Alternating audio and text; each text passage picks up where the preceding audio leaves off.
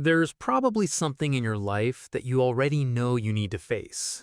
A conversation you keep avoiding, a decision you keep delaying, a problem you keep telling yourself isn't that serious, a message you don't want to answer, a habit you know is hurting you, a truth you don't want to admit.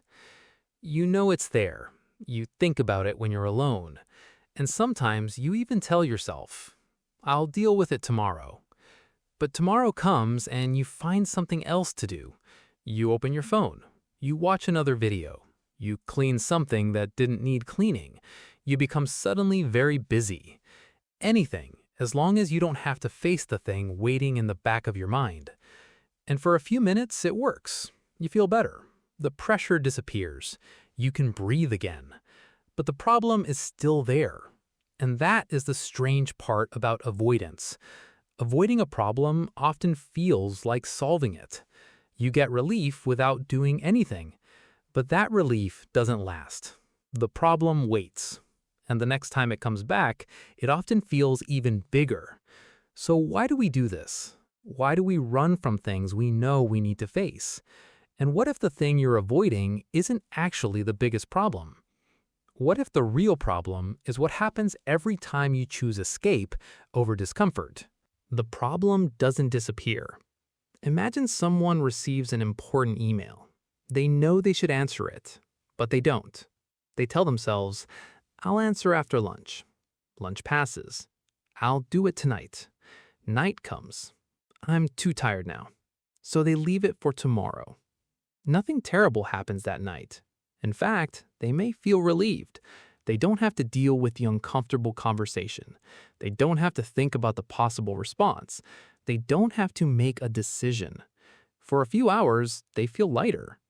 But the next morning, the email is still there. Now there is something new too.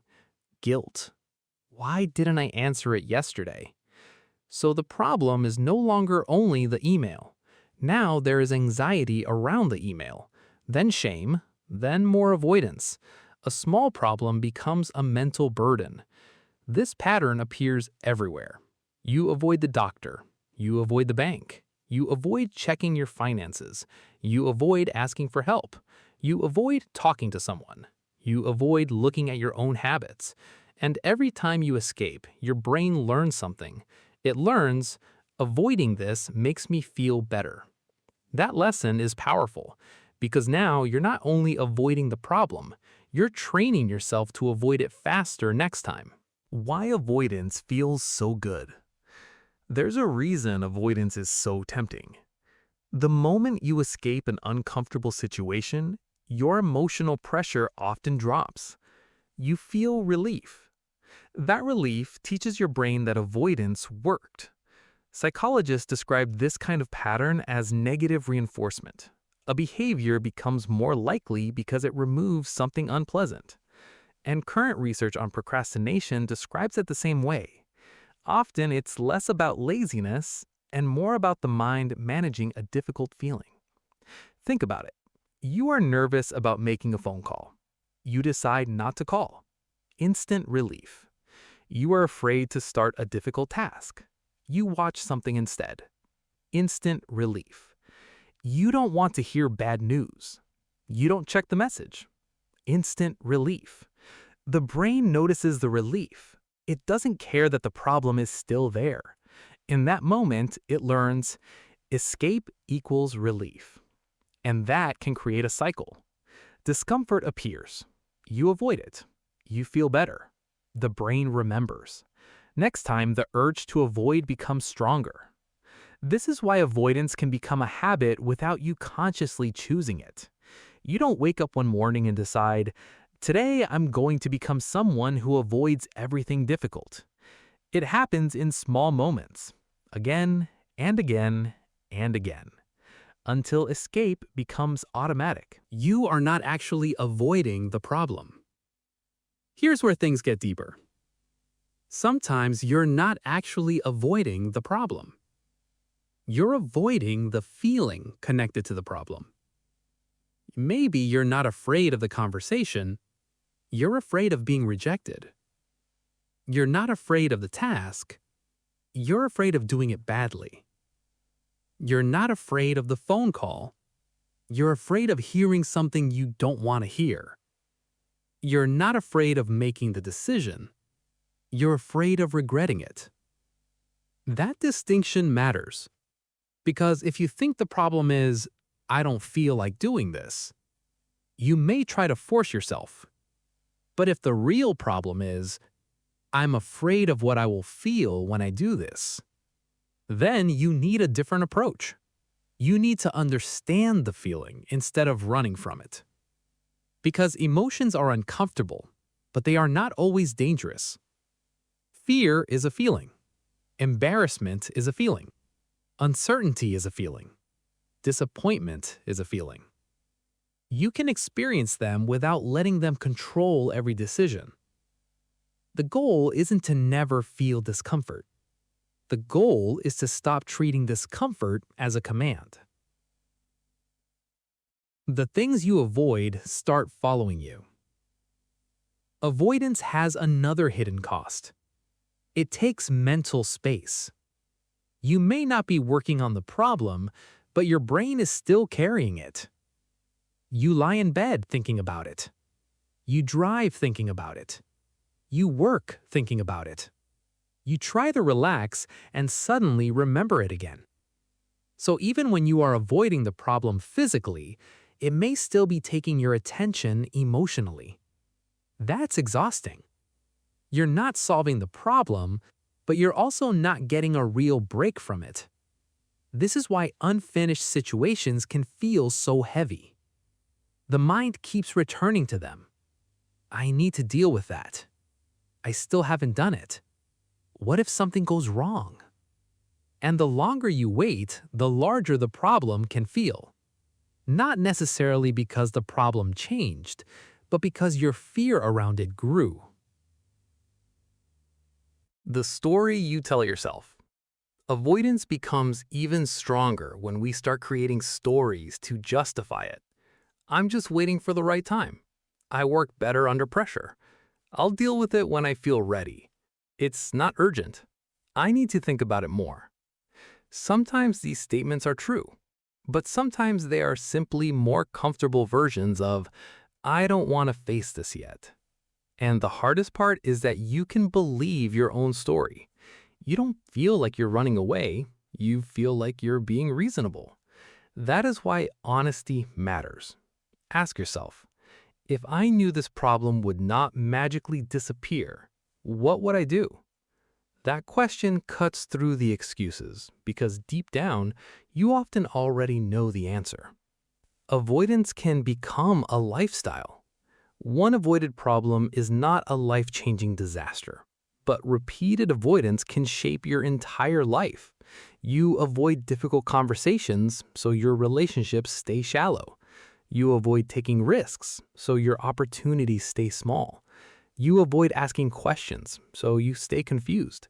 You avoid learning new things, so your world becomes smaller. You avoid looking at your finances, so money stays stressful. You avoid dealing with your health, so a small issue may become a bigger one. You avoid confronting yourself, so you keep repeating the same patterns. This is why avoidance is more dangerous than it looks. It doesn't always create a dramatic crisis. Sometimes it simply keeps your life from moving. You remain in the same place, not because you chose it, but because you never chose something different. The moment you stop running, there is a powerful moment when you finally decide, I'm dealing with this. Nothing magical happens. The problem doesn't disappear. You may still feel nervous, you may still be afraid, but something changes. You stop spending energy trying not to think about it. Your attention becomes available again. You can finally ask, what is actually happening? What can I control? What is the next step? And suddenly the problem becomes smaller, not because it changed, but because you are finally looking at it directly. A dark room can feel terrifying when you refuse to turn on the light. Sometimes facing a problem is like turning on that light. You may not like what you see, but at least now you can see. Don't solve everything at once. One reason people avoid problems is that they imagine solving the entire thing at once. A huge conversation, a complete life change, a perfect plan, a total transformation. That can feel impossible. Instead, shrink the problem. Don't ask, how do I fix my life? Ask, what is the next thing I can do? Make the call. Open the document. Read the message. Ask the question. Write down the numbers. Book the appointment. Have the first 5 minutes of the conversation. You do not need to solve the whole problem. You need to stop hiding from it. Then take one step. Then another. Action creates information. Once you begin, you often discover that the situation is different than what your mind imagined. Sometimes it's worse. Sometimes it's easier. But now you know, and knowing is better than guessing. What if it goes badly? This is the question that keeps many people stuck. But what if something goes wrong? It might. You could have a difficult conversation. Someone may become upset. You might receive bad news. Your plan might fail. You might discover that you were wrong. But avoiding reality doesn't guarantee a better outcome. It only guarantees that you remain unaware. And there is something powerful about facing reality. You can respond to what is real. You can change your plan, ask for help, set a boundary, leave, repair something, accept something, build something new. Avoidance gives you temporary comfort. Facing reality gives you options, and options are powerful. The first honest question. So here's a simple question. What are you avoiding right now? Don't choose the biggest problem in your entire life. Choose one. Maybe you already know. Maybe you felt uncomfortable just reading that question. That's probably important. Now ask, what feeling am I trying not to experience? Fear, shame, rejection, failure, disappointment, uncertainty. Once you name the feeling, the problem often becomes clearer. And then ask, what is one small action I can take without solving everything? That is your starting point. Not perfection, not certainty, just movement. Stop confusing relief with progress. This may be the biggest lesson of all. Something can make you feel better. Something can make your life better. Scrolling can give relief. Ignoring the message can give relief. Sleeping all day can give relief. Avoiding the conversation can give relief. But relief is not always progress. Sometimes the thing that feels uncomfortable today is exactly the thing that gives you peace tomorrow. The difficult conversation, the honest decision, the uncomfortable appointment, the first step, the apology, the boundary, the work. It may feel worse before it feels better. That doesn't mean it's wrong. Sometimes discomfort is simply the price of ending a problem that has lasted too long. What changes when you stop avoiding yourself? Maybe the hardest thing to face isn't the problem outside you. Maybe it's yourself. Your habits, your choices, your excuses, your fears, the things you already know. Because once you stop running, you lose the ability to pretend you don't know. And that can be uncomfortable. But it can also be freeing. You stop asking, why does this keep happening to me? And begin asking, what am I doing that keeps this pattern alive? That question gives you power. Not blame, power.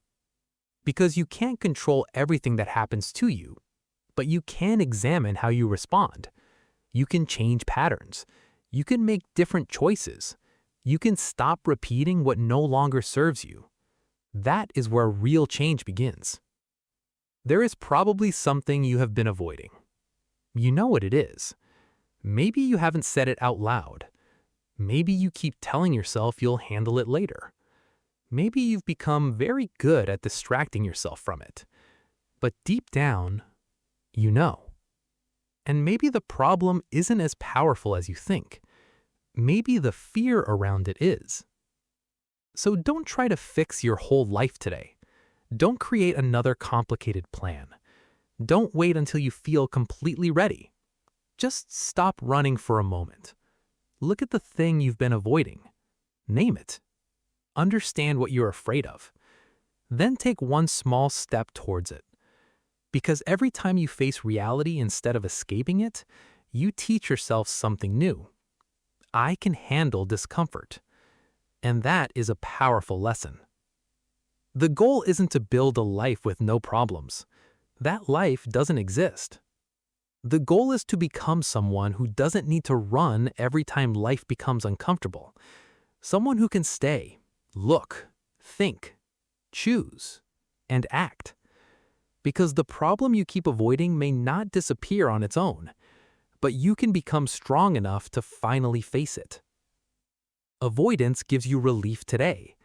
Courage gives you freedom tomorrow. So ask yourself, what am I avoiding that I already know I need to face? Then take the smallest honest step you can. Not tomorrow, not when everything feels perfect. Start there. If this story connected with you, like the video, subscribe, and share it with someone who may be carrying a problem in silence.